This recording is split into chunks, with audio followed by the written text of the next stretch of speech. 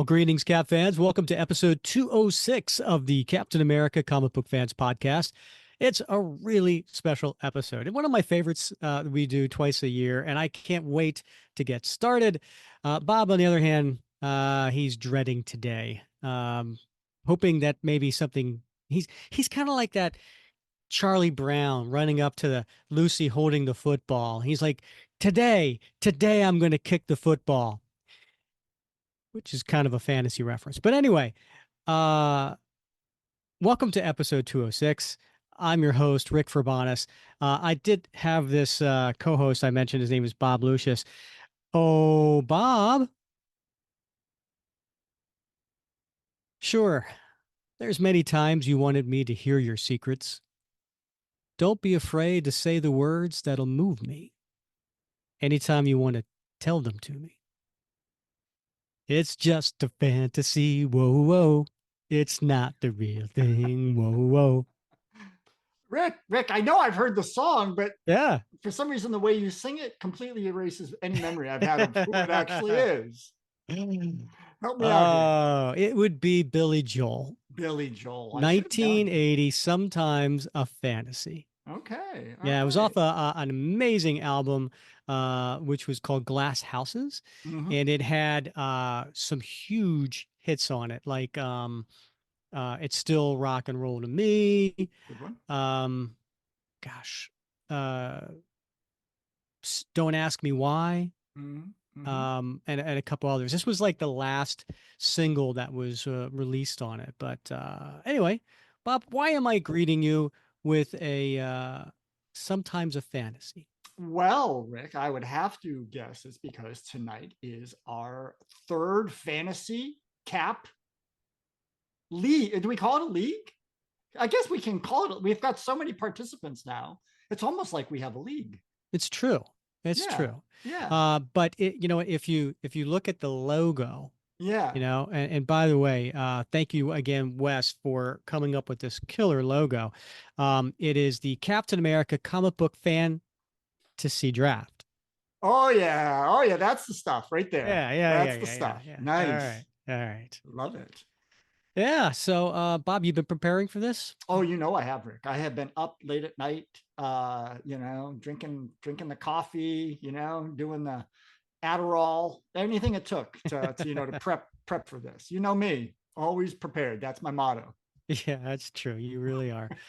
Did you like my taunting photos that I sent to you of me on the beach preparing? I did. I mean, I was like, oh, he is in for it because I am going to score some baskets. Yeah, I'm going to be using sports metaphors. He doesn't know what's going to hit him here There you tonight. go with your jazz hands again. You are mixing metaphors, Bob. Absolutely. Yeah, All right. Well, how's the week been going for you? going all right, going all right. So, but things could change. I don't want to be Pollyanna about this. So, but I'm looking forward a nice glide path to another weekend. And how about yourself? Well, we are recording this a couple days after, well, actually a day after Labor Day, Mm-hmm. and which Labor Day weekend is like the number one weekend for fantasy football drafts. Oh yeah, It's the busiest week. Oh, don't say it like you yeah. know. Oh yeah. No, I know. I was all into that. Drafting here, drafting there, all weekend long. Yeah, You know, into it. I have a lot of friends who are actually in multiple leagues. They do like five, six, seven drafts, and Yeah. I'm like, how do you prepare for all that, number Yeah. one? And then each week you have to set your lineup. And so here's the thing with me. I'm in one league. There was a couple times where I've been in two, didn't like it. You know why? Mhm. Because you pick a player on your team in this Yeah. league, and then you're rooting for that player. Yeah. But in your other league, your opponent has that player. Oh yeah. And it's like, who do I do? So I was like, Yeah. Yeah. I only do one, and I'm the commissioner. And Mhm. I was actually wearing this shirt, in my Yeah. league. And we just I hosted our fantasy football draft on Sunday. Yeah. Wow. That's You could care less. No, it's wonderful. I know it's male bonding. And are there any women in your Yes, fantasy yes, league? Bob, there Yeah, are. Yeah, are way to there? be sexist. Yeah, well, I didn't Yeah. know. I mean, I didn't. Who knew? Who knew? I don't know. Yeah, it's exciting stuff. I'm just thrilled for you. So Okay. I it is a big passion of mine. I know. I have an app on my phone, and I spent my vacation half the time I was doing mock drafts. Well, actually, I was all right. I probably did mock drafts for my fantasy team Yeah, you know, a lot, like yeah. too much. And then I also prepared for this one too. Yeah. Got to What tell else? you. Did you do anything else on your vacay? Oh, well, you see, I was sitting on the beach at the time. I mean, we did other Yeah. things too. Yeah. Yeah, of Yeah. course. Yeah. I know you like to, you're like a beach sitter guy. I know that's something you value, that time on the beach. You do it There's every something year. about being on the Yeah. coast, on the edge of the continent, Yeah. and just looking at the ocean. Hmm. I got salt water in my veins, Bob. Yeah. Yep. Yep. Someday you'll be probably living on a beach house someplace, Oh, beach I don't know boat. about You're a that. little, you got a I little Jimmy don't know about Buffett in that. you, man. Yeah, I do. Yep. I I know. do. You'll be living in Yeah. Margaritaville. You've seen the coconut bra and grass skirt I t-shirt. have. I You've have. seen Who the can unsee pictures. it? Yeah. All right. Oh, you know what, Bob? I am so excited for this. We're going to be we have two guests on the show today. If you checked out 206 promo we did where we pulled draft order, you already heard me talk about we've got Tom Boyd and Matthew Super Glover on the show. And I can't wait to bring them on. Should we let them out of the green room? Absolutely. All right. Tom, Matthew, hello. Hello. Hello. Thanks for joining us. And we are very excited about it. Now, before we get into this, Matthew, we'll start with you because you've been a long time patron of the show. You're actually what we call a super soldier. And we've had you on the show before, and I think you're due to come on again at some point. But we gotta figure that out. And by the way, to everybody out there who I owe a coin to, I promise you, I'm going to get them in the mail sometime soon. I just I'm backed up, but promise I'll do that. But anyway, Matthew, yeah, I think you've been a patron of the show since I want to say December of 22. That sounds about right. Yeah. Okay. All right. And so for our listeners, tell us a little bit, like, first of all, tell us where do you live? And then tell us a little bit how you got into CAP. Yeah. So I live in Pocatello, Idaho. So kind of the southeastern part of the state, just above Utah. Um, been here for about 5 years now after I graduated from law school. I got into Captain America um, really young. One of the first comic books I ever remember seeing was the Spider-Man Captain America team up where they were fighting, and they just were in the cedar box that my dad had. And I was a little guy, and I just really did remember those as distinct colors. And he was in the red, white, and blue, and he was fighting Spider-Man, and it was confusing because I didn't know what was going on in the story. But that was the first time I saw Cap, and there was my dad had always been kind of a Captain America fan, and then as I grew up, in a post 9/11 world, patriotism was something that I was exploring, and I always loved Steve Rogers and what he represented. Very cool. And do you have a favorite like creative team or time period when you look back on your Cap collection? Oh, I'm I've said it before, and I'll probably I'll say it again. I really love the Brubaker run. That's what kind of really got me into modern comic books and collecting and reading them today. I thought the art with Epting on it was just phenomenal, and really love that. As I remember, I was working for the Walt Disney World Company in 2006 when the big 25 issue where Cap was assassinated came out, and I was sitting in the Disneyland break or the Disney World break room at the Magic Kingdom, watching a news article run on the obituary about Steve Rogers and what it meant, and I was kind of heartbroken. Like it was really surprising. But I'll always remember sitting in Disney World when I heard the news.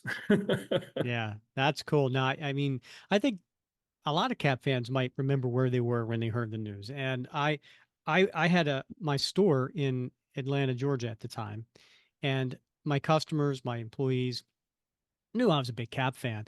And I think I actually had people coming into me going, "Are you okay?" You know, like, and I just was like, "He'll be back. I just have to have patience." You know, I sat through when, he was uh a wolf. I made it through when he was in armor. I made it through when, it was the Rob Liefeld era. I'm like, I just got to have patience. He'll come back at some point. Bouffant And hairdos and bell bottoms. Always Yeah. comes back. Yeah. Now, Tom, if you recognize his voice, he was the supreme intelligence during our episode 200 um, uh, community theater episode. And so, Tom, tell listeners where you live and how you got into cat. I can't do the voice for the entire episode. That's good because Uh, I kind of wet myself a little bit each time. So thank you. I'm Tom. I'm from near enough London in the UK, and I got into comics through my brother. He read a lot of Spider-Man, bits and bobs like that. We had a local comic store, which is pretty rare in the UK. And I remember the proprietor sort of thrusting into my hand Avengers 400. He was like, "Oh, this is a big issue," and it's a big. I've got it up on my wall, and it's a fat issue. It's got a like list of all the Avengers and all the comics that they appeared in at the end. It was absolutely. I read it to death. But there's a very defining image at the end where all the Avengers have come together, and you've got like Thor, Iron Man, really epically powered beings, and Cap is an integral part of it, even though he's not up to that sort of power level. And his speech, his encouragement, and everything is such an integral part of them, and that then led me to through the Onslaught saga, and I picked up Liefeld's run. That was like the first Cap comics I read, which was tough going, but I persevered in Heroes Reborn, dropped out a bit, came back for Civil War. I was in a churchyard in central London reading my comics after going to Forbidden Planet, and that's when I learned of his death, and then went out and came back in a couple of years ago when I was finding myself with a lot of time at work, and I was sort of browsing Marvel fandom and reading, updating myself on Cap, and then thought, oh, I've got disposable income. I can start buying loads of Captain America comics. Nice. And Grunwald's the Volume 1371. There was just a tiny paragraph in the fandom thing about that issue, and he goes on a date with Diamondback, and it just sounded so weird and strange, and it was a phenomenal issue, and I just started collecting all that run, and haven't looked back since. Do you have a favorite run or a favorite creative team? The Volume 4, I think, is my defining like what Cap is. The first 6-issue arc, Reba and Cassaday. I think Mhm. Cassaday's art difficult to beat. It's true. And it's a very serious like post 9/11 run, and I love it. I can reread it anytime. Very nice. Yeah, it's a great run, absolutely. Especially, and I agree with you on Cassidy. I do have um a piece that he's holding an American flag. It's just I'm looking at it right now. I have it framed up, but yeah, just love his artwork, especially if you are a fan of the chainmail. Yeah, He put the detail into the chainmail. yeah. All right. Well, listen, I am really curious to see what everybody's story is going to end up being, but I want to see how we get there. So let me explain to our listeners.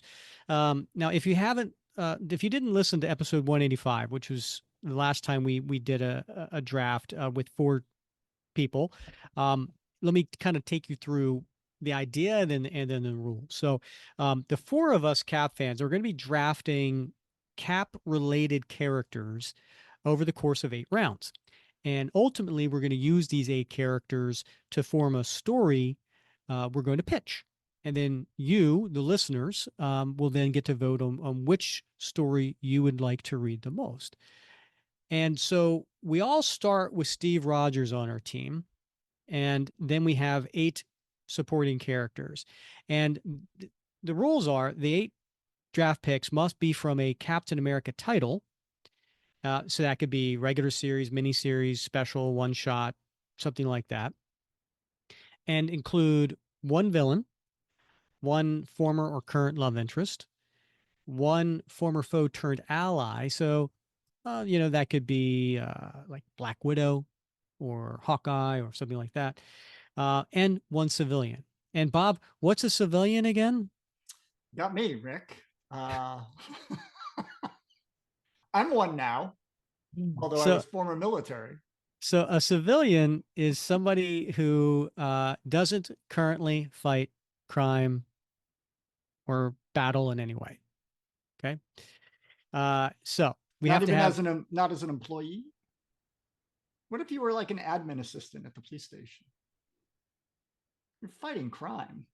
Mm, Indirectly. all right. You know what? You're right. Bob, if there is an admin at a police station has been in a Captain America title that you want to use in this draft, go for it. All right, gentlemen, you see this? I just want to let you know this is psychological warfare. Yeah. So now we also have to, and this is just the other caveat, is Captain America's been in 9 different decades. We got to represent at least 5 of them in our 8 picks. So 40s, 50s, all the way up to the 2020s. Now, it's obviously a very strategic, right? So we need to think this through and what we're going to do. We have a draft order, and we went ahead and pulled this. We had a little spinning wheel.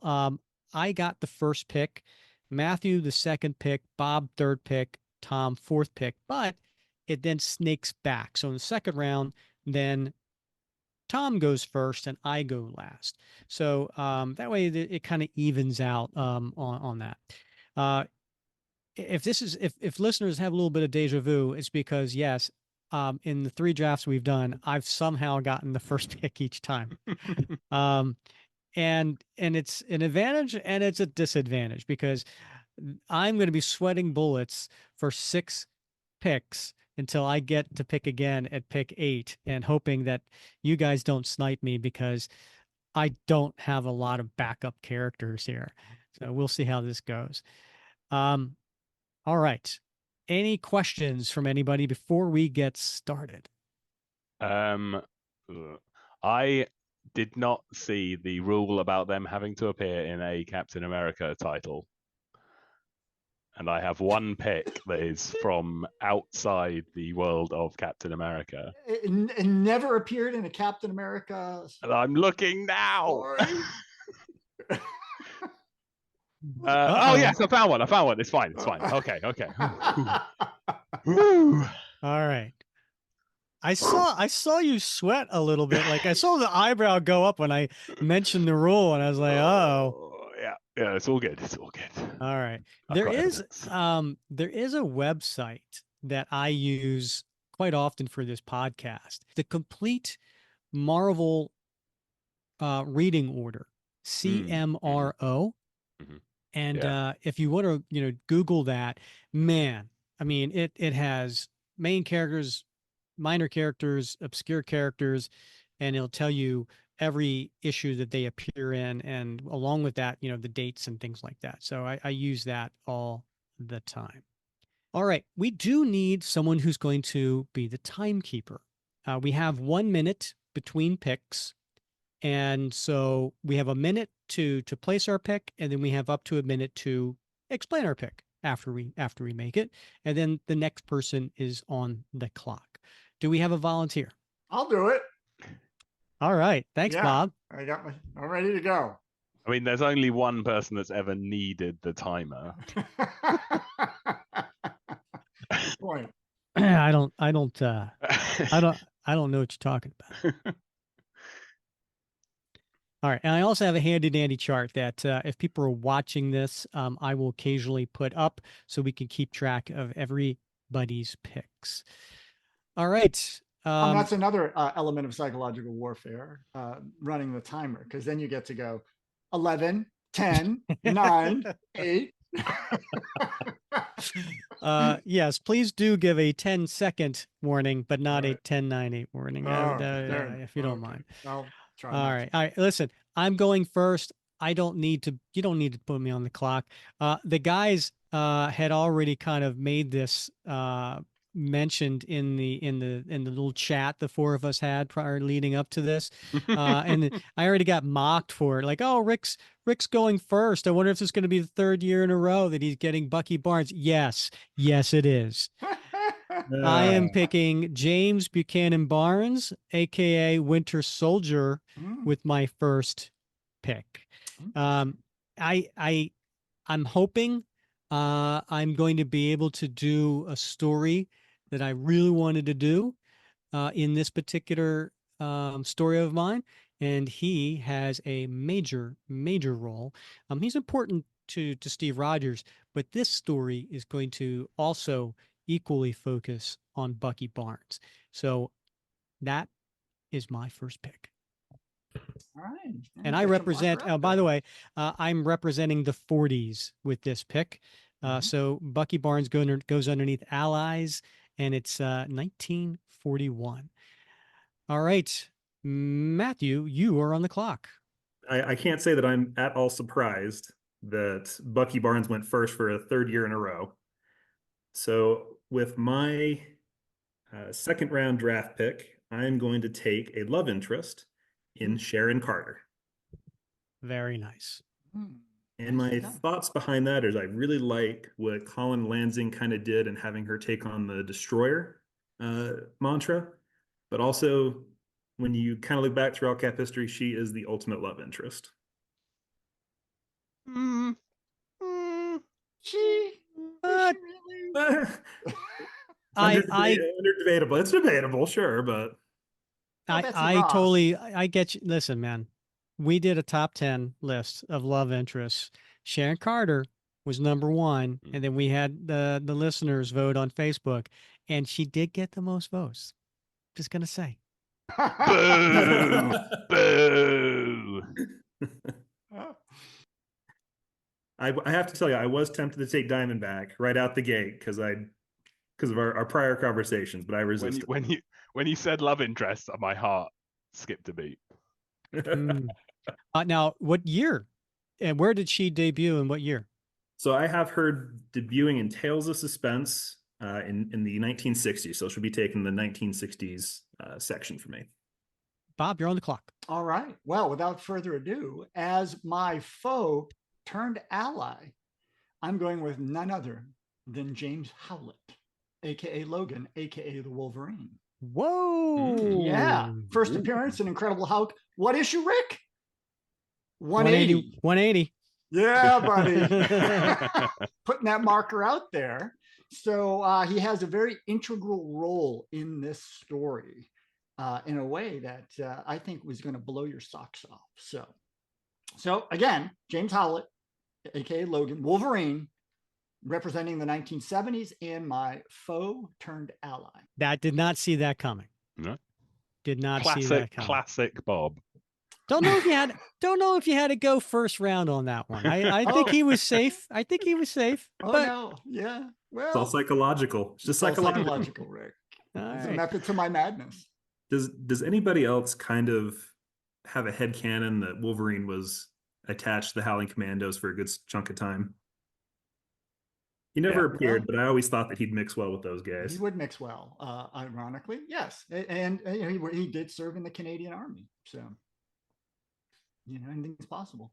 And by the way, I just want to tell you, Matthew, I had Sharon on my list, and you sniped me, my friend. We could have swapped. We could have swapped. You sniped me. All right, I'm gonna have to pivot. I'll Pivot? take Pivot? all my time. I'll take all 4 possible minutes, and you can. No, it's all right. My pick's nowhere near. And so here comes Diamondback. Is right? Am I right? Am I that predictable? You only had it listed on every single one of your picks. I thought you were throwing us off, but I don't know. I think you really do want her. Okay, so my first round pick is going to be Diamondback. Well, that was Because- 1.78 seconds. So well done. A new record. It's so predictable. I could have taken her round 8, I think, and no one would have interrupted me. But I've got a little column on my little spreadsheet that says why, and hers just says because. I mean, she's the number 1 love interest. But so Captain America 310, 1985. My love interest and foe turned ally. All right, you can't go wrong with Diamondback. I know I had her the last 2 drafts, and she did very well for me. She is the defining winning formula, really. So far. Uh, All right. I think now, Tom, you're still on the clock. This is I am now ready. pick Okay. 5. Oh, okay. So my second round pick, I'm taking my villain. Hasn't appeared in the draft yet. We are taking Baron Blood. Ooh. OMG. Didn't see that coming. It's John Falsworth, first appearance, Invaders 7, 1976. Classic Cap villain, fits in any era. He's a Nazi and a vampire. That's just Super. so evil. Yeah. Iconic. So, yep, coming off the table, coming off the board, Baron Blood. I got to tell you, Tom, Baron Blood was on my short list of villains. Mm. So, yeah. So great minds think alike. I think. Nailed it. All right, Bob, you're on the clock. Well, ultimately, even though I considered Baron Blood, I went with Baron Heinrich Zemo, the 12th Baron Zemo, might I add, who first appeared in Avengers number 4, 1964. So he represents the 1960s and is my baddie. Nicely done. He's a good one. I like Helmet Zemo better. But let's hear your story. I can't wait to hear your story now. I'm already sensing this is a period piece with Wolverine and Heinrich Zemo. We're going back to a certain age is what I'm sensing here. You got an inkling? I do. All right. I do. You know me well. Matthew, you are on the clock. Okay, so I'm going to be drafting my ally for this, and I'm going for a very recent miniseries, The United States of Captain America. So I'm going to be drafting Aaron Fisher, the Captain America of the Unhoused. Nice. I'm picking him because it's going to be kind of what kicks off my story, and I think he was an interesting character, and he's gotten a little bit more development as if you read the Infinity stuff, but interesting character. Kind of like what I've got in store. I think he'll be fun, and he's going to be kind of the one that kicks it off. Now, was that 2020 or was that the year? When He'll be representing my 2020s. Okay. All right. Yeah. Aaron's an interesting character. And can't wait to see how you're going to use him along with Sharon Carter. I'm sensing more of a modern take on Matthew's story and an older on Bob's. And who knows about Tom? All right. All right. I'm on the clock. You are. Okay. I got to tell you, I was sweating bullets that Time's up.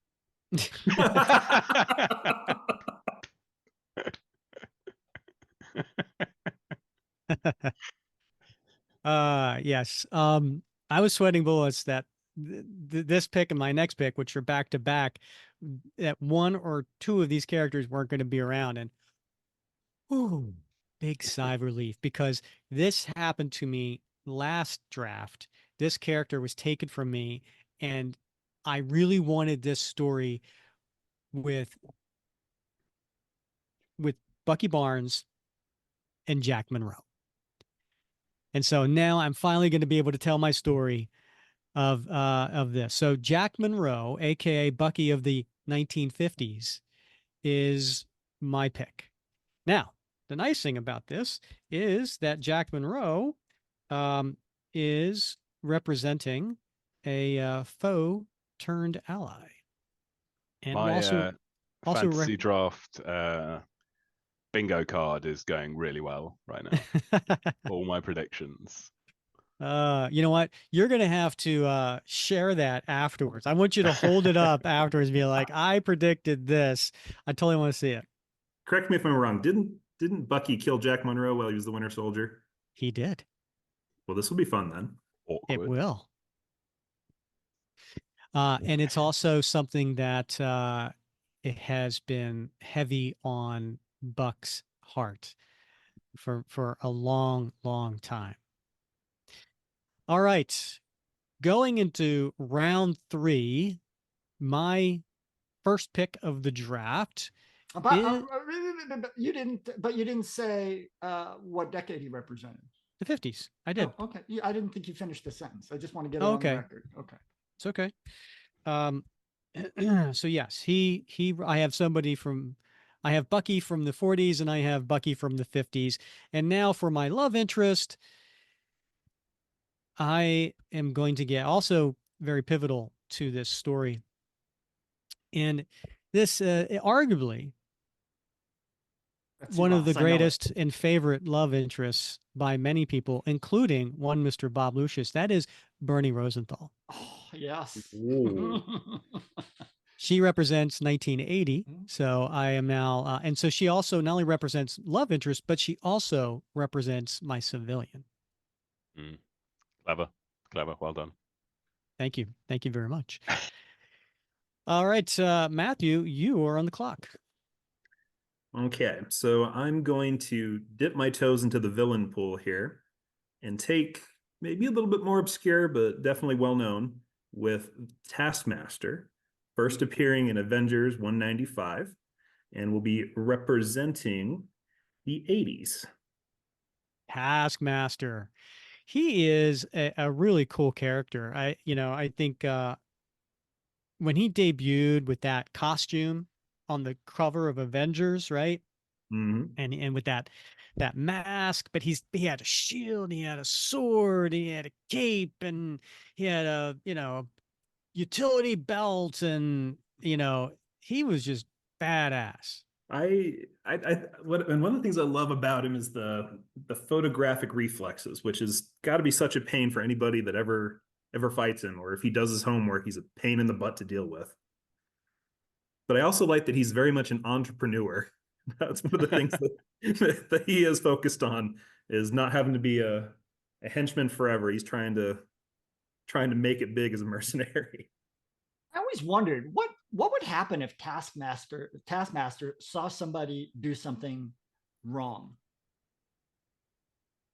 Like loading the dishwasher. Yeah, less exactly. Or no, just a right? really bad fighter, right? Like, Yeah, what if he's just really. watching a really bad fighter, and then he has this Right. photographic. He's stuck. Just file that under that what not to do. Bob, you're on the clock. All right. Well, I don't expect that anyone saw this coming. Wolverine. My love interest, representing the 1990s, none other than Connie Ferrari, Esquire. All right. Yes. Tick. 1999. Yeah. Are you gonna party? Well, you know I am. Yeah. Yeah. My little red Corvette. Yeah. All right. Why Connie? What is it about her? Well, she's a lawyer, and so she in this story is involved in a case that requires some Freedom of Information Act records requests from none other than Director Fury of S.H.I.E.L.D. So let's just see what's in those records, shall we? I'm gonna guess they're redacted. Yeah, maybe, maybe The not. thrill of clerical that's- bureaucracy. Yes. Matthew, Redacted is a completely different character from a few years ago. You're getting them mixed Right. up. You got your decades mixed up. Shoot. All right, Tom, you are on the clock. Okay. I am taking another villain. I'm taking Masterman. Wilhelm Lohmer. From Giant Size Invaders #1, 1975. To me, he's sort of the like the mirror to Cap. He's someone who thinks he's far more than he is, whereas Cap is someone who thinks he could always do better. Shows us how wrong things can go when the wrong people are given power. And yeah, instrumental in the story, but everyone says that about all their picks. So if they weren't instrumental in the story, why are they there? It's true. It's a good point. But as we get lower down, we'll get slightly less instrumental. All right.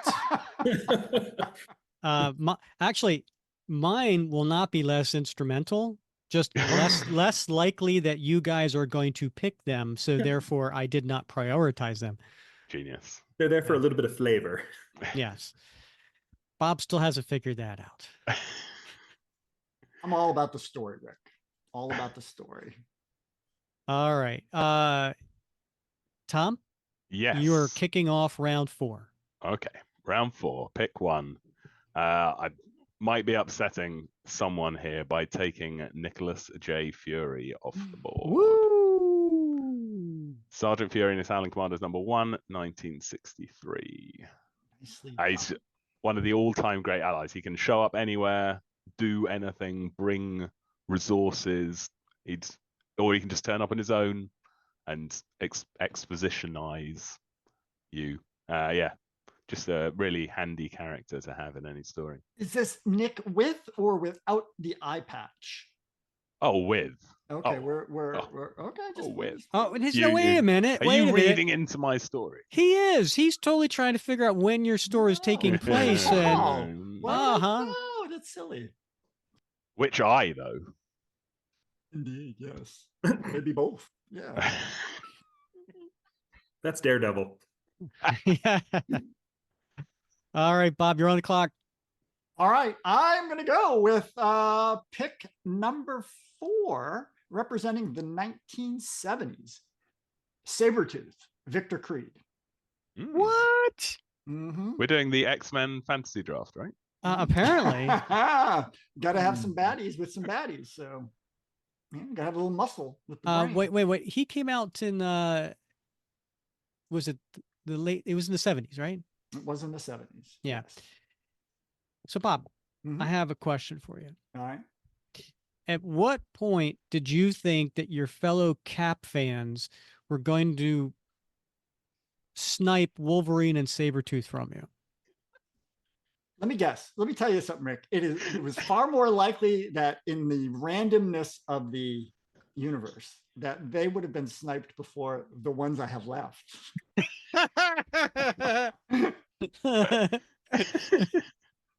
Oh, dear. And I help me again. What Captain America title did Sabretooth appear in? Problem. I don't know if I looked that up, Rick. Oh, well, maybe you ought to think about that. Yeah, I could. I got to do a quick look. See, hold on a second. I mean, Wolverine. I mean, yeah, we could name him. Yeah, he's not really integral to the story, so I mean, I could just get rid of him. Yeah. Well, I may have to go back to the original choice then. Uncanny Avengers? No, Captain America's not in the title. Right, in the title. Guys, come on. Captain America and the Mighty Avengers. These are Volume 1, Cap-related issue 9. characters. Well, you don't even have to be a Cap-related character to be in a Captain America book. I mean, I'll tell you what. All right, I can play this. No worries. I'm going to go with Gail Runciter. Okay. As my civilian. January She's not. 1982. She's not a civilian. Oh, she's, you're right. She's you're in right. Shield. But she's a civilian. No, she's not. She's in Shield. I thought we agreed the admin assistant. We did not agree. All right. Well, she's not my civilian, This- but I'm still civilian. using her. You I have need another Connie civilian. Ferrari here to sort this So, out. Gail Runciter it is, 1982, representing the 80s. Now, you could have, I would have accepted Gail Runciter as a love interest. I considered that. It was on my yeah. list of love interests, actually. When was she was introduced in the 80s? 268, January 1982. Okay. All right. Gail Runciter. Okay, Matthew, you've had plenty of time. Do you need more? No, I think I know who I'm going to go with. Okay. So I am going to be drafting none other than the Black Widow as a foe turned ally. This is Natasha Romanoff. Yes. And I don't think that we've seen her drafted before, but she played a pretty big role in the Brewbreaker run. And she's also a love interest to Bucky Barnes, who was a Captain America. Yeah, but you know what? Too bad he's not in your Bucky Barnes in your story. No, did Natasha fight Cap in a Captain America book? Yeah, when she first appeared, she and Hawkeye were foes, and yeah, I know that, but they generally fought Iron Man and Spider-Man, and I think they appeared in the Avengers, but by then I don't know if they fought Cap in a Cap book. We have used Black Widow as an example of here's an example of a foe turned ally. I'm just saying, Rick. I'm just saying I'm just laying out the facts. We need the rule book. We need the codified rule book of the Captain America Fantasy Draft. Bob, are you going to make me write out rules for this next one? Because it would be advisable.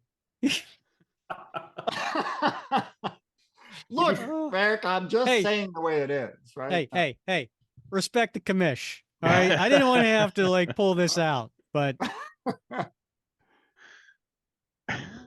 all right. Matthew, any other comments on Black Widow before we move on to my pick? Just that she appeared in Tales of Suspense in the 1960s. Very nice. Okay. I am on the clock for the last pick of round 4. Then we'll take a little halftime break, and I will show the screen so everybody can get caught up on where they are and where they still need to go. Bob. They can't see you, Bob, but he's intimidating me with his clock. This one is very, very pivotal to this story. However, I realized that no one probably is going to draft him, so I didn't wait. I waited till the 4th pick, and that is the Demolisher, aka Deathlock, aka Luther Manning. So Deathlock, if we all remember, in the 1983 was a foe turned ally, but I already have a foe turned ally, so I really don't need another one. But he's a pivotal character in my story, and I will tell you more once we get to the end. It's good to have depth at position. It's true. Yes, that's a good point. Yeah, you never know when someone can pull a hammy. All right, we were going to take a pause real quick. Oh, by the way, Deathlock represents the 70s. Okay, I'm still surprised that nobody's picked up Falcon yet. In the first one, he didn't get drafted at all, and 20 picks, and then Grant got him in the second one. All right, guys. So here's the halftime report. If you want to follow here at the bottom, rounds 1 through 8 are here, and then the picks, and then I have it separate. So here are all my picks: Matthew's, Bob's, and Tom's, and then you can see it goes this way, right? So I start with Bucky, then Matthew with Sharon, then Bob, then Tom, and then we circle around to Baron Blood. So we kind of do this little snake part, see? And so we can see all of our characters that we have picked, and then up here I have them broken out so that we can see who needs what. Now we'll start with me. I was the first pick. So I have Bucky Barnes / Winter Soldier, Jack Monroe, Bernie Rosenthal, and Deathlock. And then so my love interest is taken care of. My foe turned ally taken care of. Civilian is taken care of. I just need a villain. And then my decades, I got 4 out of the 5, right? I have the 40s, the 50s, the 70s, and 80s. So I'm looking good now. Matthew picked Sharon Carter, Aaron Fisher, Taskmaster, and Black Widow. He is representing all of the categories, but needs a civilian and has 3 decades represented: 60s, 80s, and the 20s. Bob went third with Wolverine, Baron Heinrich Zemo. I don't know if I spelled that right. I don't think I did. Connie Ferrari and Gail Runsiter. Who knows if I spelled that right? So we have all of the, actually, no, you need a civilian just like Matthew does, but you're representing 60s, 70s, 80s, and 90s. So, Bob, you're looking good in your decades. You just need one more. And then Tom, Diamondback, surprise, surprise, Baron Blood, Masterman, and Nick Fury, much to Bob's chagrin. You represent, boy, you need a foe turned ally and a civilian. Judge, Diamondback is a foe turned ally. Okay. There you go. You're absolutely right. Let me fix that. Okay. So 3 of you need civilians, and I need a villain. Villain? I need a villain. And then Tom, you are representing the 60s, 70s, and 80s. So these last 4 picks, you need to get 2 more decades on here. Easy. Point of Easy. order. Point of order. We're allowed to double up now? We've always been allowed to double Have up. we always This been is allowed to a Oh double up? my- fundamental draft strategy. Do we get like That's why Bucky goes first. He Which- checks 4 Yeah. boxes. we can do like a wide receiver and a quarterback is the same person? Does that happen? Who does the center? I don't understand like the goalie and okay. Rick, is your therapist on call? You know, the funny thing is, I used to have hair when I started this podcast.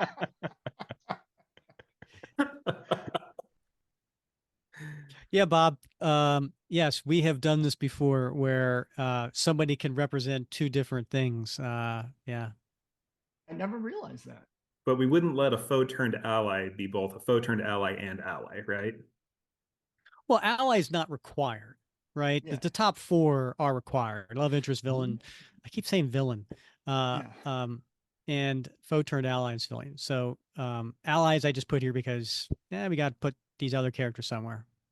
How we feeling about our draft so far? Everybody all went according to Tom's script. Well, I had a fumble, Rick. See what I did there? But it was inconsequential to the story, really. Yes, I will say, not having Sharon Carter is going to hurt my story, but I will make do. All right, I am now on the clock, and it is time for a villain. I am going to go with representing the 60s, which I have not done yet. I have done 40s, 50s, 70s, 80s. I am going to get my 5th decade with Machine Smith. Star Wow. Saxon. Mm-hmm. Yes, he was originally introduced in the pages of, I think, Daredevil. And then as a kind of a gangster, but then he actually became the cyborg that he is today. So my villain is Machine Smith, and he represents the 60s. Matthew, you are on the clock. Okay. So I don't know if there will be debate about this one, but I am selecting Daisy Johnson, better known as Quake. She first appeared in 2004 in Secret Wars, not the Secret Wars or the second Secret Wars, but the Secret War with Latveria. All right, you have to help me. Which Captain America title was Daisy Jones in? Daisy Johnson. Oh, Daisy Johnson. I know that she's been in a bunch with Cap, but I'm struggling now to think of a particular. Oh, she was in the. No, that was a Shield special. She's in a bunch of Bucky Barnes, the Winter Soldier issues. Oh, that's right. Yeah. Are we going to allow a Winter Soldier title to count as a Captain America title? That wasn't what we said. It was a Captain America title, regular series, miniseries, or special, or one shot. But he was a Captain America, and he is very closely tied to Captain America. I'm not seeing a Captain America title on the list. Well, we have the Secret Avengers. She was on there for a while. Yeah, Avengers does not count. Hey, if you want to send me back to the drawing board, I can pivot. We took a pause there. We took a vote, and that we could not find Daisy in a Captain America title anywhere. So unfortunately, the group said, that's not going to fly, Matthew. So who do you got instead? Well, we're going to go for some 90s representation, and we are going to bring in Ricky Barnes. Hey, that'll work. And Ricky Barnes gets selected because I couldn't get Bucky Barnes, and I needed somebody from the 90s. Yeah, I got Ricky in my last draft because my story was based on partners. And so pulled that one out of the ether. And it's nice to see that, she's got some love there. So, all right. That's a thumbs up from me. All right, Bob, you're on the clock. All right. Well, I'm sorry to have to like ixnay on the Quake A, Matthew, but I had a very serious issue here I was dealing with, because I realized that one of the characters that I desperately wanted to use, that no one else would have ever picked in a million years, I desperately wanted to use this character, and I realized didn't appear in anything other than the Marvels project and the Secret Avengers, where he went toe to toe with Cap repeatedly and put Cap down pretty hard. But it is what it is. So I have to pivot, and of course I'm going to go with my ultra secret backup plan, Sergeant Mike Duffy, representing 1940s. So, as your civilian? No, he is an enlisted soldier. So, yeah, that's all I'm going to say at this point. But he does play an important role in the story, and I think you're all going to be quite pleased. Oh, right. This is really bad.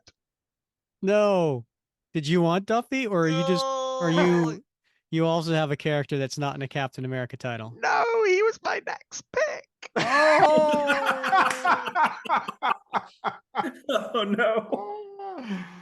Oh my gosh. Ah. What are the odds of that ever happening? I thought they were nil. Oh, okay. It's fine. It's fine. It's fine. It's fine. It's fine. Easy. Fine. All right, Tom. I'll give you Bob, how much time does Tom have left on the clock? Do you want to show him? No, he's fine. He's got plenty. Yeah. He's got another 20 seconds or so. Oh, good. Because I need time to recover from that. Okay. Okay. Right. So we are taking Union Jack. We're going to start revealing the angle that I probably predictably am taking. Joey Chapman, third Union Jack. Captain America 253, 1980. Yeah, he's got an established relationship with Cap. He's fought Baron Blood before or during and yeah, so taking Union Jack. All right. Now, before we put you on the clock for the next one, just as a reminder, you need a civilian and you need 2 more decades. You have 60s, 70s, and 80s. I know. Use some of that supreme intelligence, my friend. Oh, right. Okay. I'm gonna strike one of these off. We're going to take my civilian. We're going to take Ben Urich. Interesting. Civilian Now, reporter. Ben's been in a Captain America title? Oh, crap. Oh, Did the same thing with that exact character. time. Crap. Bend over. Worst rule ever. These are basic rules. This is the Captain America comic book fantasy draft where we pull characters from Captain America books. He has had I gotta say though, thousands of characters over the 90 years to pull from. we have done issues of Daredevil and She-Hulk. Yeah, The it's confusing podcast me. has. Do you know how many issues of Daredevil and Captain America I went through trying to figure out if Steve Rogers ever met Foggy Nelson? Oh, has he? No. Interesting. Curses. Oh man, we're running out of time. Okay. Yeah. 10 Okay. seconds. Fine. Okay, we'll move on. We'll take Spitfire. Nice. Jacqueline Falsworth. Hmm. Invader 7, 1976. An old ally of Steve's, enemy of the Baron. Yeah. That is. And Can now I what? can I just point something out to you? Oh crap! What now? You are really representing the 60s, 70s, and 80s. Shh. You have 2 picks left. Yeah, fine. They fine. better not be in the 60s, 70s, or 80s. I've got. Look, I now need to find another pick. Okay, it's Okay. fine. It's fine. Everything's fine. I'm now going to disappear and rewrite everything. All right. Bob, you're on the clock. I'm gonna pick my my civilian, Rick. A woman by the name of Sarah Rogers. Ooh, Yeah. Steve's mom. Steve's mom. Yeah. Yeah. So when was she introduced? Was Well, she introduced in the She was 40s? introduced in the 80s in Captain America 255. But Okay. but I think I have my decades filled. Indeed. Okay. So you do. You have 60s, 70s, 40s, 60s, 70s, 80s, and 90s.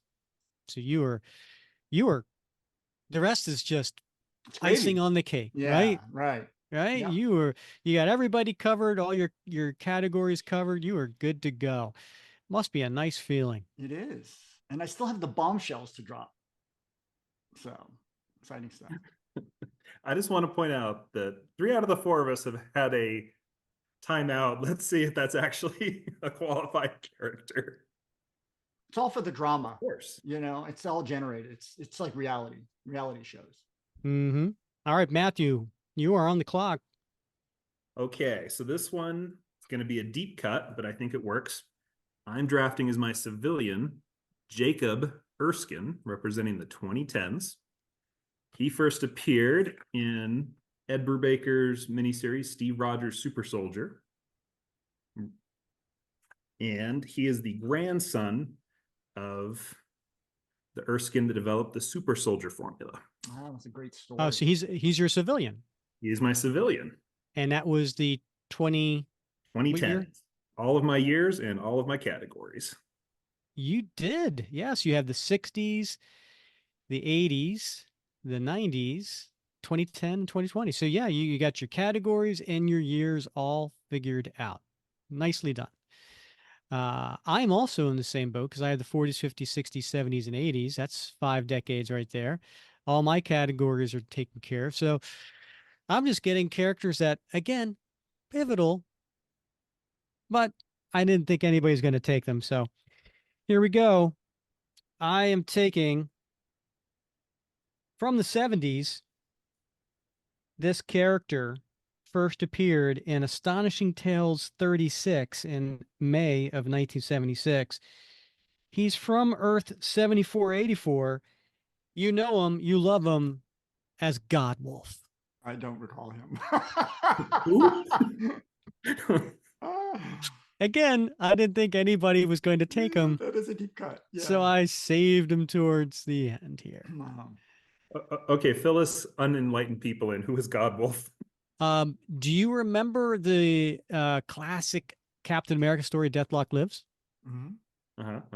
Godwolf was the guy with the shirt off with the blonde hair and the beard that, pulled people from different time periods to battle. Do you remember him? Yeah. Had the Kind of- loincloth. Come on. Kind of a Beyonder like fellow, huh? It's ringing a bell. No. He was just a regular human being. But he was battling Hellinger in the future, and he sent Deathlock back to 1983. He was a very, very important person in the freedom fighters. All right. I like it. I wouldn't have seen that coming. Nice job. Like You the got Spanish Inquisition. All right. Nobody expects the Spanish Inquisition. Thank you for the softball. Every Tie up to the time. comfy chair. Every time. All right. My next character is gonna be really, really we're just talking about him. And this one falls underneath the villain. He was introduced in Astonishing Tales 33, which was in November of 1975. Harlan Riker, aka Hellinger. Hellinger is if you remember, the really big golden cyborg that had his brain showing. He was the one Godwolf was fighting in the future. He was the cyborg that wanted to basically get rid of humans and turn everybody into a cyborg. I Wow. see that I have Wow. dumbfounded everybody. You have. So Tom appears to be desperately typing and writing. Matthew, you are on the clock. All right. So I'm going to take another villain from the 2020s. So if you kind of notice, all of my draft picks, some tend to come from some mini series that maybe haven't gotten a lot of love or tied off or haven't been continued as much. So I'm going to draft The Natural from. Yes. Oh, well. Oh, that's a tough one. No. But we drafted him before. Did we? Yeah, we did. I drafted him in the very, very first one. Because it's the Falcon and the Winter Soldier story that he makes an appearance in. Yeah. Did he show up again someplace? I don't think we've seen him since that miniseries. That's kind of why I picked it. I can see the confusion. Now I'm going to point out that all four of us have now done it. Oh, first of all, we didn't have. I don't think we spelled it out. Just like we didn't spell out civilian in the first one, we didn't spell out Captain America title. Which books to use? Yes, which Yeah. we ended up doing in the second one. Nice. And also when I sent the rules out to everybody for this one. It's all fake news, Matthew. Fake news. Mm-hmm. I think there's a grandfather clause in here. I could be talked into that. Yeah, he's been used once. I think, yeah, he's permitted now. I think once the door's open. I think that the Natural will get a special clause given that he was in the original draft. So number 26, the Natural, aka Junior. Yeah, he was only in Falcon and Winter Soldier. That's the only time. That's the only time he appeared, other than my story. He appeared in. That's the precedent. He appeared in Captain America by Rick Verbana. Yes. All right, JMS, if you're listening, a character you can use. Is he a villain? What is he? He will be a villain. Okay. Oh man, I love that character. I want redemption. All right, Bob, you're on the clock. All right. Well, if you hadn't seen it coming, I am picking, representing. It's a little ambiguous at this point, but it doesn't really matter because I've got my decades, Matt. I'm picking none other than Joseph Rogers, Steve's father. Whoa. Ooh. You're pulling a Grant Ball there. right? Mhm, It's big. mhm, This is big. mhm. Yeah, it is. It's big. It's huge. I'm surprised that none of the other that in all the stories we've had about Captain America that nobody's really wanted to go back and do a Joseph Rogers story, because it seems Really? like there's a lot of, Yeah, you think? it was pitched last time, but hasn't Hmm. ever officially been done. Well, buckle up, Buttercup. Very. I can't wait to hear this one, Bob. All right, Tom. Okay. Now, Tom, Nick of time. you Nick of time. you need 2 decades Yeah. that are not 60s, 70s, 80s. Yeah. And you need a civilian. Yeah. Okay. So, quick question for the peanut gallery: where do we stand on retired superheroes? Are they civilians? According to Bob last time, they are, because they currently are not fighting crime. I think the linchpin is, do they or do they not possess superpowers? Well, so I would put to the group that I want to take Betsy Ross, the former Golden Girl. You mean like Emphasis Bob on the did former. last time? Bob did Betsy Ross as his civilian last time, didn't he? Yeah, And he sure if did. I mean, I Wasn't she listened to a that. librarian or something? She was a reporter Oh, reporter. with the Okay. Glenview News, Rick. I thought, Well, gosh, she's a along with- tourist an innocent tourist in my Way story. past during her retirement Way days. past, Way into her golden years. Golden Girl's golden years. Indeed. Yeah. Yeah. Then I say yeah. I Captain think America the grandfather Comics, number clause one. applies. Before Phew, she okay. ended up at the old folks' home, right? Yes. Yeah. Excellent. So yes, Elizabeth Ross, Captain America Comics number one, 1940. All right, Betsy Some Ross. people might say it was a desperation pick, but here we are, the Rick Vavanus special. Some Pulling one out people of the would bag. be right. They would. Whereas, it's my next pick, my final pick. Do you want us to put you on the clock? Do you need time? Please do, because All right. this came as a bit of a relief when I had to urgently look up if he'd ever appeared with in a Captain America series. It's Pete Wisdom, Oh, interesting. the British MI13 agent. Where did he? What Captain America did he? He was in Steve Rogers' Super Soldier number one. That works. I have it right here in front of me. Oh, excellent. His first appearance was Excalibur 86 in 1994. Look at that.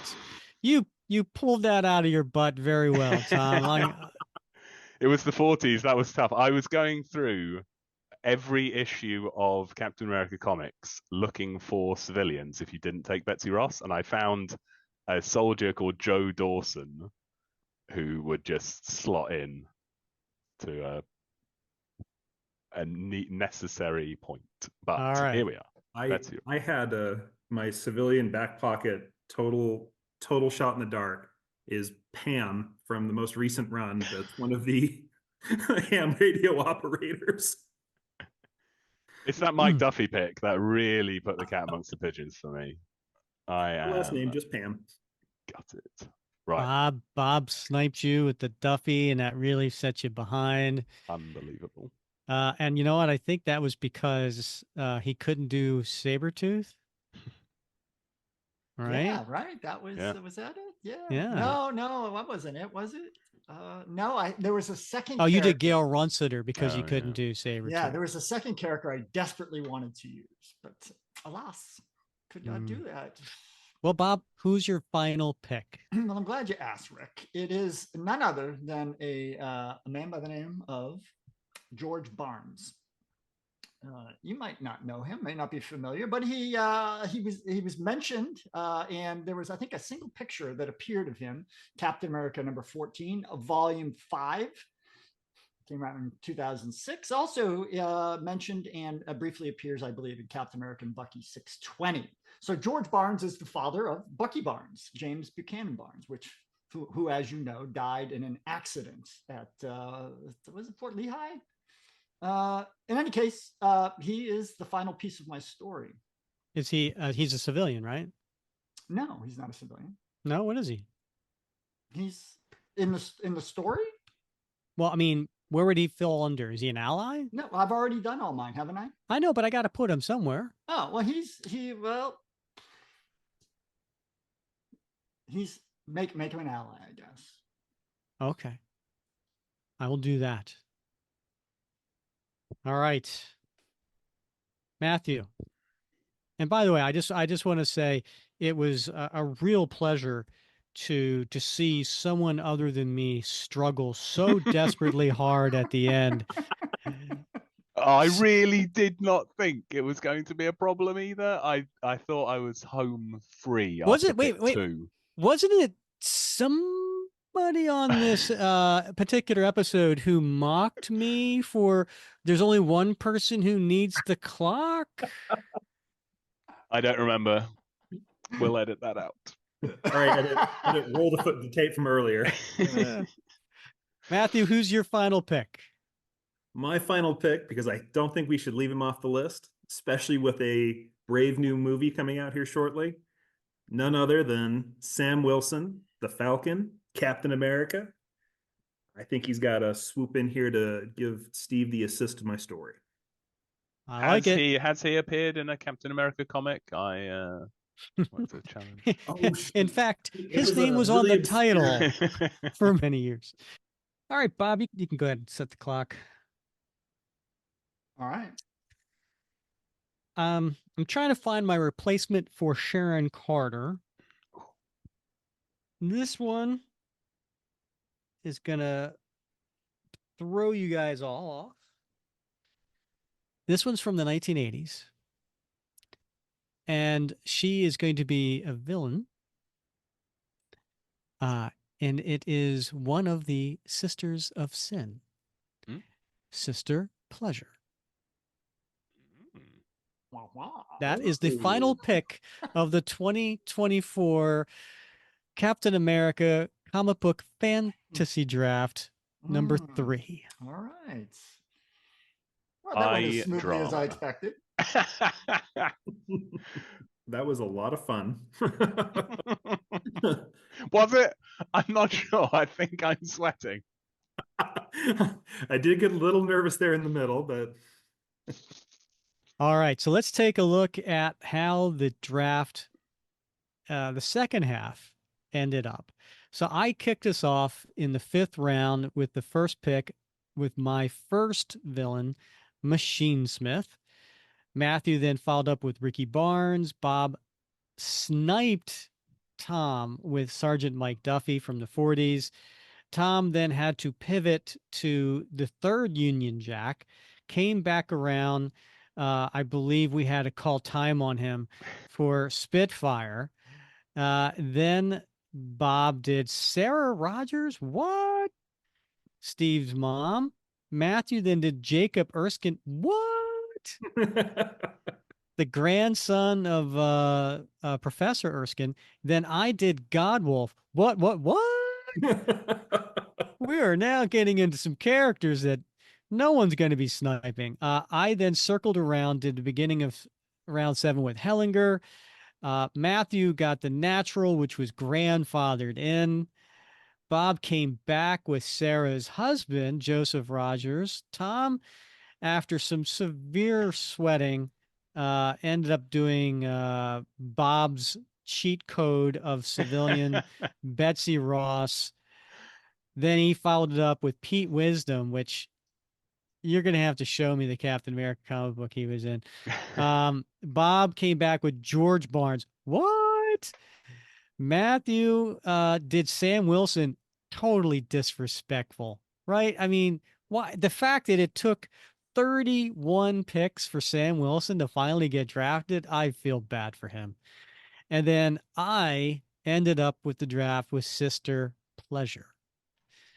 All right, guys, this is the fun part where we get to do our pitch of how all these characters come together to form a story that we are going to pitch to the listeners. And we are going to go in reverse order. Tom, considering you need the most time to put your story together, you go first.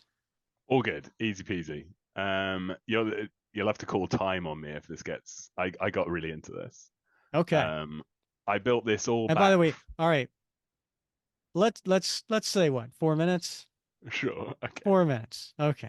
I'll read it really quickly.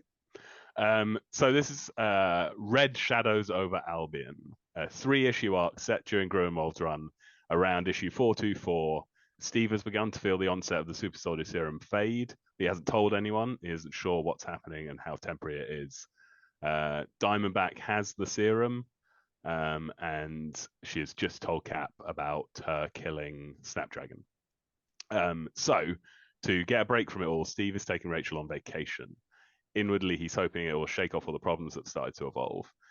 Rachel doesn't know where they're going. It's a surprise. This is sort of quite a light-hearted little run. I'm not going heavy on any like fatherly themes or anything. She's really excited. She's dressed to the nines for a beach vacation. They've agreed no superheroics, but behind Cap, we can see that he has checked this suspiciously round bag. What could it be? They land in England, and Rachel is annoyed that Steve has obviously brought his shield when they pick up the baggage. They're caught in like torrential rain, and she is looking really annoyed. And he sort of sheepishly uses the shield as an umbrella.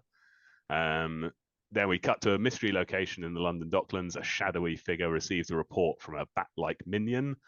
They've received a report that an Avenger has landed in London. It's unexpected but welcome news. While their ritual is almost complete, a decision is made to track and kidnap this Avenger, and then they will use his bloods to increase the power of the weapon. At the end of the scene, we reveal the nefarious ne'er-do-well as none other than Master Man. Go back to central London. Our couple go into London, meet Jacqueline Falsworth and Joey Chapman at the Falsworth penthouse on Fleet Street. It's very posh, wins over Rachel immediately. She's really happy. We get some small talk with Roger and Joey, reminiscing about the last time Steve was in England. It's issues 253, 254, episode 119 of the podcast. Joey hints at some supernatural activity in London, but Rachel cuts him off, insisting no heroics. They leave for dinner. They're enjoying a nice, fancy, romantic dinner, but Steve's sort of awareness is tingling. He suppresses the urge to investigate, but what we see is a sort of number of comically poorly disguised bat-like vampires observing them. So the traditional sort of Marvel disguise of a hat and a coat, but actually looks like a horrible monster. So walking back to the apartment that evening, they're set upon by a group of the creatures. They both fight hard. Steve is obviously taxed by the exertion, but they drive off the creatures into the night. Rachel is exhilarated by her abilities and the effect of the serum. Steve wants to pursue them, but Rachel convinces him they should stay and talk to Joey. So in the apartment, there's a knock on the door. It's Pete Wisdom of MI13. I drafted him. With Union Jack, and they brief Steve and Rachel on the problem that's been plaguing London for weeks. Hundreds of men going missing across the city.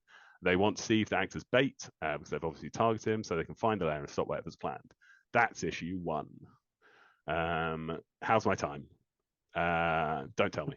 Bob. The next morning. You have about 50 seconds. Oh, crap. The next morning, they start thinking in the sights. Steve talks about how it looked different during the war. Everywhere they go, there's an obvious bat creature in the background keeping an eye on them. They lead the creature to the agreed location, an alley near the fence Falsworth penthouse. Steve and Rachel put on a show of resistance. They're careful not to overexert themselves, but they allow themselves to be overwhelmed. Steve is taken. The creatures in the show no interest in taking Diamondback. She puts Wisdom's tracker on the vampire's van. They drive off. Union Jack drops down to help Rachel up. They go up to the penthouse to gear up. She takes the shield. Steve is led to a warehouse, and inwardly he wonders if he actually has the strength to break the bonds he's been put in. It should be easy, but his body hasn't been acting normally.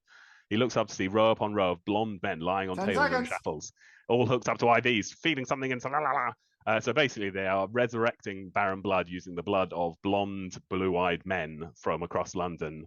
Diamondback rescues him. Union Jack whizzes in. This is all then cleared up by S.H.I.E.L.D., so we get Nick Fury. And then they go off to Falsworth Manor because Baron Blood escapes, and I've written quite a lot more. And so Betsy fits in. She basically, this was meant to be Mike Duffy. Basically, she's super old now. Doesn't recognize Steve, but they basically end up saving her in various comedic ways, basically accidentally, basically. All right. Woo! 35 seconds over, but Rick has generously offered to give you that time. So God bless good you. job. Yeah. Yeah. All right. I like it. I like this. Now I guess you're safe, right? Because blonde hair, blue eyes, they're not, they're not coming after you. So No coming you're after me. safe there. Grey hair. So what creative team do you see doing this particular story? So Gruen was writing. It's during his decade, and it comes. He penciled one issue of Captain America, issue 424, the one before this, and it's Phil Gossier. I liked it. I like his I, fill-in art. I did. I liked it. I loved it. It's a really light and fun style that I think Mhm. would suit this sort of slightly less serious story. Excellent. All right. What do you guys think? Excellent. Nice. I like it. I can't believe you were going to waste Sergeant McDuffie as an old man. But in any case, I love it. And I love the fact that, of course, it's old hat to you, but I love the fact that it takes place in London because, for us on the other side of the pond, we don't Exactly. get a lot of stories that take place over there. And I'd Yeah. like to see more stories in European cities. And Yeah. I think that would be awesome. So, And it would be familiar to Steve. And if we do it here on the show, you get to hear all my British accents again. That was a prime reason for doing it. There will be loads of British women everywhere. Right. Blimey, governor! I've gone and dropped me apples.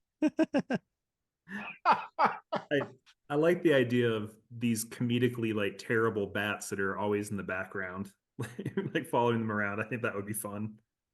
And they're like, there's loads of opportunities for Easter eggs, like no reflections, like when they're around, or like no blonde men in the background and stuff like that. So you could sort of piece together if you were really paying attention. job. Excellent. All right, Bob, you are next. What's the pitch for your story? All right. Well, mine is the last time I pitched this idea of from the Fury's Files. I Fury's liked it. Files, It was right? the 50s. Yeah. So we're going to do another Fury's Files. And this time, the story's called The Depths of Courage. And so I don't think Rick would be surprised to tell you that I'm not a big fan of the treatment of Joseph Rogers in Volume 7.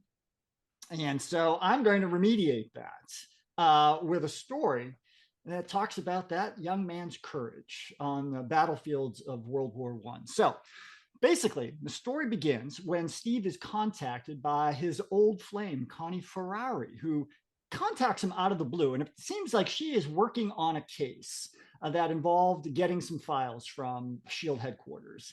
Freedom of Information Act, those always go through very smoothly. And one of those files that has been passed to her by none other than Gail Runsiter, who still sort of has a crush on Steve, and tells Connie that he needs to see this file as soon as possible. And so she brings him that file.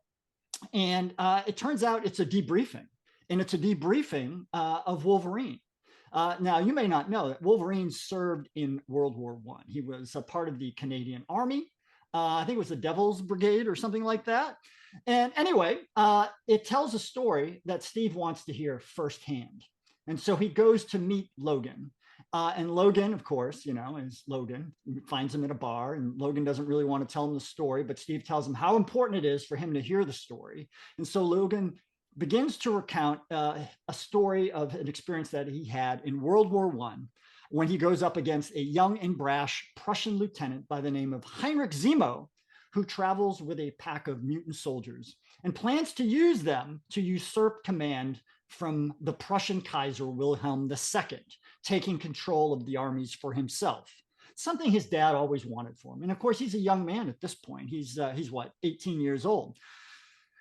In particular, he seeks to capture what is known as the Spear of Longinus. It's an occult artifact. I'm sorry. What? It's the spirit of what? The Spear of Longinus. Okay, got it. Yeah. And it's being held at the Abbey of Notre Dame in a central northeastern French village by the name of Soissons. You may be familiar with Soissons, Rick. That's where Joseph Rogers served with the Blue Spaders. So he sets out to capture this artifact from Zemo, and he finds himself captured. But there happens to be a battle going on at the time, and a squad of soldiers attached to the 26th Infantry Regiment, known as the Blue Spaders, who happen to be fighting in Soissons at the time, go to rescue him. And the squad includes Joseph Rogers, Mike Duffy, and none other than George Barnes, the father of Bucky Barnes. They're all just kids, green recruits, fresh out of the Lower East Side, and they risk their lives to save Howlett from Zemo and his mutants. And one of them almost forfeits his life. It's an opportunity to see these kids rise up to the occasion and show the courage that they possess, and the courage that eventually flows through the veins of Steve and James T. himself. That's masterfully done. It's 3 a flashback minutes story. on the dot. Yeah. And of course, Sarah's involved because throughout the story, Joseph is reading letters from his young bride, Sarah. Oh, I like that. Listen, I love any story that gets us deeper into the Steve Rogers mythos. And so seeing where he gets his courage and his personality from, with his father and so on. And then same thing for Bucky. I like the concept. I like the story. Who would be your creative team? Well, I think I'm going to go with J. Michael Straczynski on this. And I'm a big fan of Carmen Canero, so I want her to do the art. I like it. I do like those kind of those retroing stories where we tie certain things together, and the world outside your window, as Marvel likes to be called, is a pretty small universe. If all 3 of these characters that we've never really seen together or interact happen to be at the same place at the same time, it's a little coincidental, but I love that idea. I love the idea of Logan being a soldier at a time and just constantly being in every conflict that there is. And I think it'd be hilarious if he just can't remember any of this when he's retelling the story to Cap. Yeah. Well, why would he, right? Like Cap's got the, that endemic memory, whereas I don't think Logan does. Well, I think soldiers often understand. They remember the traumatic incidences of war, right? And so the point of this story is we've seen Joseph Rogers, post World War I. We've seen him as a drunk, but his backstory is that he was wounded while serving with the Blue Spaders in World War I. And so in this story, we get to see where he was wounded. And of course, we never know in the current mythos whether or not he knew Bucky Barnes, but we know that Bucky Barnes served at Lehigh, and we know he had been in the Army, and we know that Joseph had been in the Army. It's just kind of cool that they might have been friends, but by the time, of course, Steve was born and grew up, and the time that Bucky was born, their fathers had taken different paths at that point, and both of them had perished. So the fact that they may not have realized that their fathers knew each other, or that Duffy knew who these 2 were, it's kind of an interesting story. But it's a way to show that courage runs, through a family line sometimes. And the other way is of course to take care of, I just felt like Volume 7 just sort of did a hit job on Joseph, and I wanted to explain a little bit how he got to where he was, and the trauma of war can sometimes do that. I think it also demonstrates that the Fury Files has real legs. It has a lot of potential, I think. Like it's genuinely a really clever format. Like just telling a one-off story is really, really fun. I do like that it's a Captain America story that Captain America gets to be the audience of. Yeah, exactly. Yeah. All right. Matthew, you are up. All right. So my story would be called Strategy and Tactics, with kind of focusing on themes, because sometimes we use those words interchangeably, but your strategy is your overarching goal and how you want to get there. Tactics are the small decisions that you make in order to accomplish your bigger strategy. And so that's going to be kind of what I wanted to explore, because we know that Steve he's a really good strategist, but he's also a phenomenal tactician. So it's going to start out with members of the Captain America network. So these individuals that are carrying on Steve's fight in their own communities, some of them start to go missing. And so Aaron Fisher being the Captain America that he is and traveling as much as he does, starts to try to investigate and try to figure out. And he sends a message to Cap saying that this has happened, and then he disappears. Nobody hears from him. So concerned, they send, Sharon Carter goes to investigate some of these mysterious disappearances. And while she's investigating, she finds evidence of struggle and disappearance and breaking into locations and people just up and gone. So in that process, she runs into Ricky Barnes, who is kind of in the same boat. She's had some friends that have disappeared. And so they continue to investigate. But during that process, she also disappears. So in order to, she leaves a clue before she's abducted that individuals from the network are being taken to this mysterious island. And so, of course, you have to do reconnaissance, gather information. So that's where Natasha and Sam are deployed, is to get some information, try to gather what's going on inside of this facility. Well, while Natasha's inside, she's not able to get into the secured parts of it because they have a very specific security system that measures how people walk, the gait, their weight, all these things that make it very difficult for somebody to infiltrate the center part of where all these people, the caps, are being held. So unfortunately, Steve has to go and make a deal with Taskmaster because he has the ability to mimic somebody's gait, somebody's walk, so he's going to be able to get inside then and let everybody else in. So everything seems to be going according to plan. Taskmaster gets everybody in, and it turns out that it's the Natural, Junior, and Jacob Erskine who are behind this. Jacob has figured out how to replicate the super soldier formula, but because the formula only enhances what's on the inside, he's picking very selected people that they think would work. But they're also trying to create a sleeper cell, sleeper agents that can gain trust in the community, and then when the time is right, trigger and take over and infiltrate the government or communities, or just cause general mayhem and problems.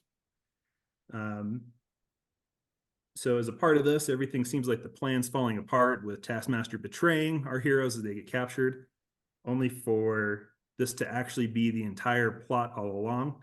Steve knowing and having the insight that, of course, Taskmaster would sell them out to the highest bidder, and then the heroes prevailing and rescuing all of the caps from the prison. And so after that's all done, in our epilogue, we're going to see for the next go round that Aaron Fisher actually has been brainwashed and may be a sleeper agent. Dun, dun, dun. Dun, dun, dun. Nice. Right. Love a cliffhanger. Love a cliffhanger. I do. That's my post-credit scene. I like when a story sets up another story. Yeah. So what Captain America creative team do you see doing this for you? I was playing with the idea. I would love for Chris Samney to draw. I really like his kind of playful style. I'd like to see what he did with these characters. And for a writer, I think, let's see, who would I like to have come back? I think Tom's available. Well, Mark Waid did a nice run with Chris Samney. If we could convince him that he wants to do the story, I'd love to have Mark Waid write it. He said he would never do Captain America again, but maybe he would do yours. You know what? I'll take a left pick. I'll say Scotty Young. I'm not familiar with his writing. Is he doing a lot of writing? He does. He's mostly written a lot of independents, but he did the Strange Academy series. And he did I Hate Fairyland is some of his indie work. Did a lot of Groot and Rocket Raccoon and some Guardians work too. Cool. I love the Natural, and I'm always intrigued by Jacob Erskine. It would have been better if he had that LMD Cynthia Glass alongside him again. I liked her, but yeah, nicely done. I think those are two interesting characters. Well, and I think the Naturals, he's in that weird spot where he wants to be good, but he's just been manipulated by so many people that aren't. Mm-hmm. That finding him in this role again, I think, is pretty fun. I like it. I definitely would read that. All right, here comes mine. Here we go, folks. Buckle up. All right, I feel like I gotta start with explaining Deathlock Lives, because some of you guys may not remember. But in Does this count for your 4 minutes? it can if you want. Oh, it's Um, going. All right.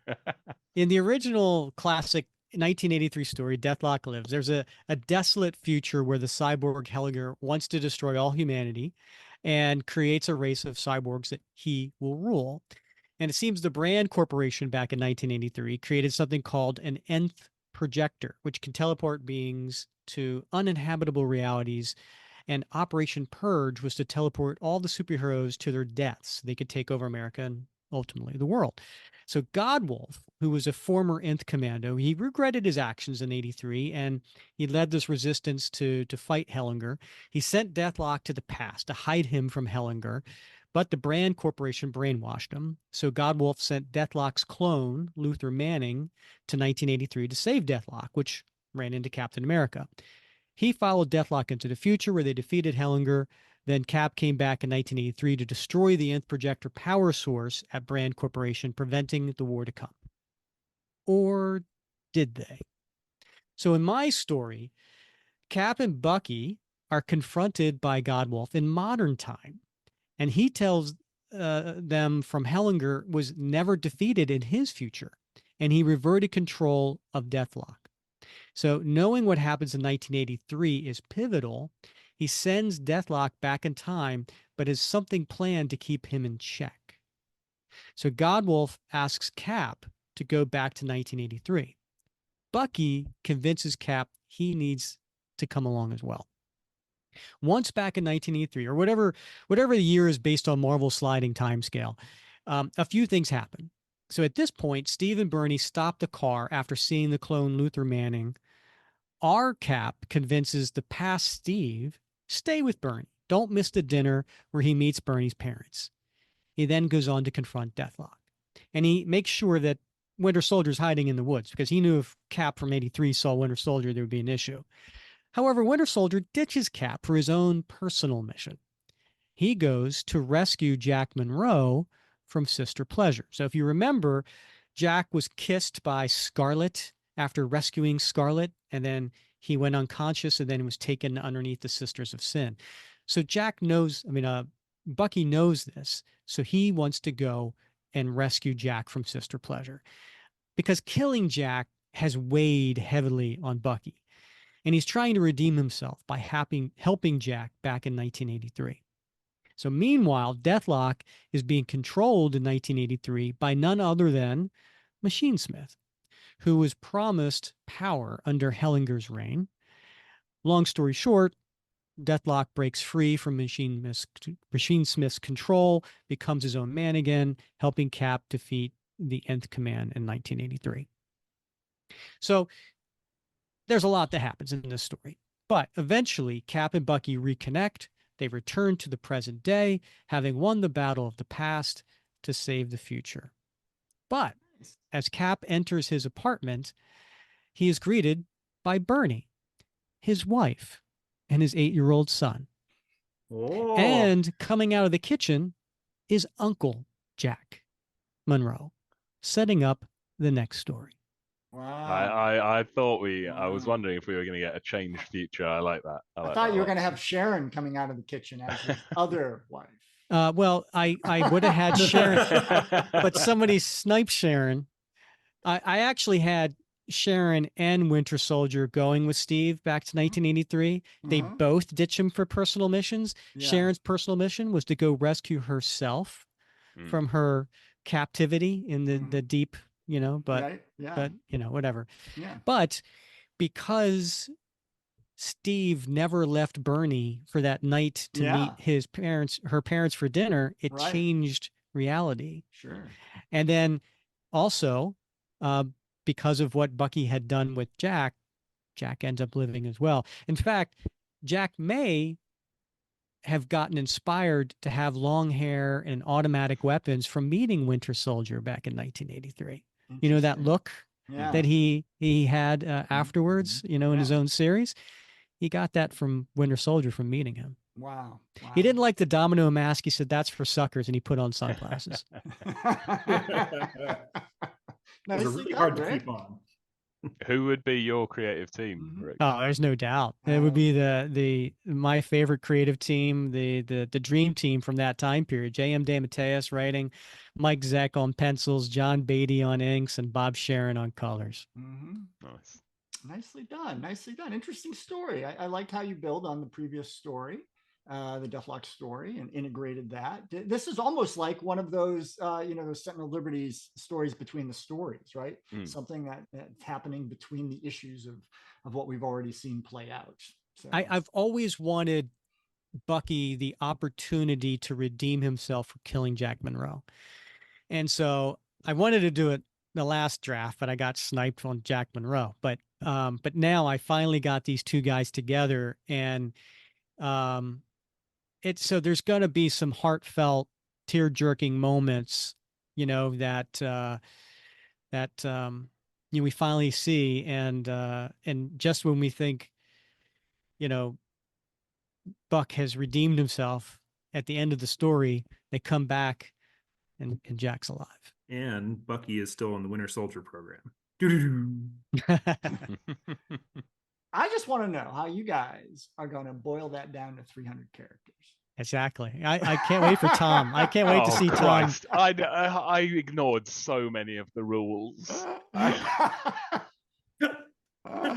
300 characters. Tom. Well, so what's Yeah. going to happen is, and I'll see if I can share my screen real quick, but I did do this last time, you know, because people need to vote on this, right? Mhm. And so this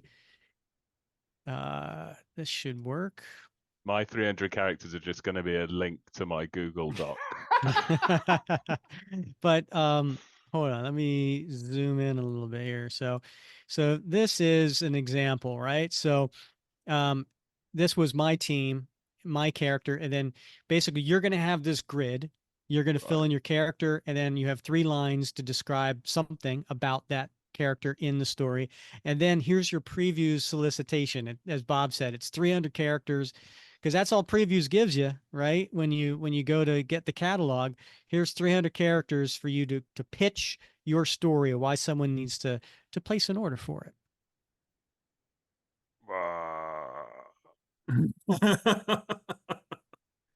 Don't Cool. worry. Don't worry, Easy peasy. Tom. You have at least a day. It's called the English language for a reason. We wrote it. We can do anything with it. That's right.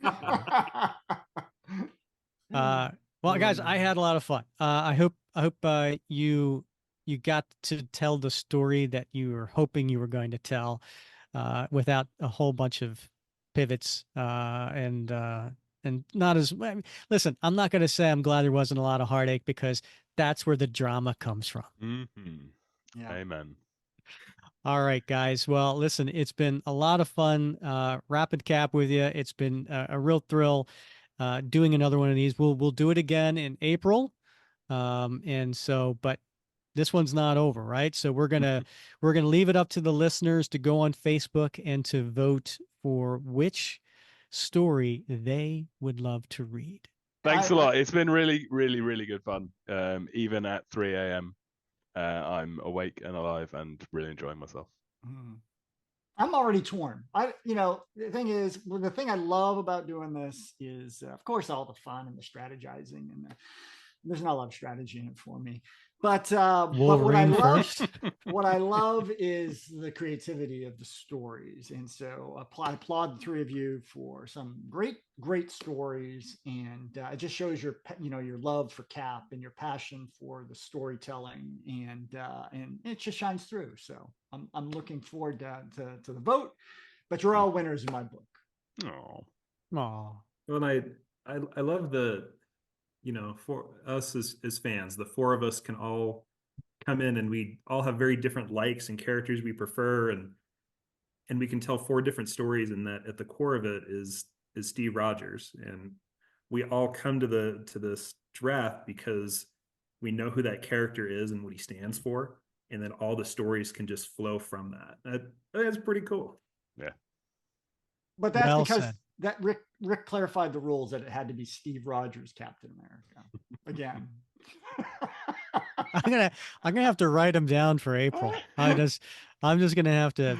I thought I wrote them down when I sent it to you guys in the chat. So, but whatever.